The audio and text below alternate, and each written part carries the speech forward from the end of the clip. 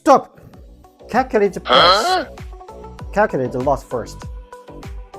The tiny amount you save with a cheap robot, it probably won't even cover your scrap and downtime in the first year. Today, I'm here not talking about the price. I'm here talking about the 3 traps that 90% of people in the welding robot choosing fall into. The first one alone can save you 30% of your commissioning time. First, don't compare the price, compare what's inside. A welding cobot cost depends heavily on the cobot body and the welding machine brand. A trusted public listed company with 10 years experience welding expertise costs more. And the deliver reliable arc stars, constant welds, and long-term uptime. Cheap, no-name brands, you will pay later in rework on downtime. Second, protocol. Communication protocol is everything for cobots. Only choose EtherCAT. It gives you real-time, stable, and error-free signal transmission with superior noise immunity.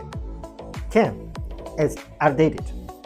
Its stability is 30 to 50 times worse. If cobots still use CAN, go away. 3. Welding machine communication.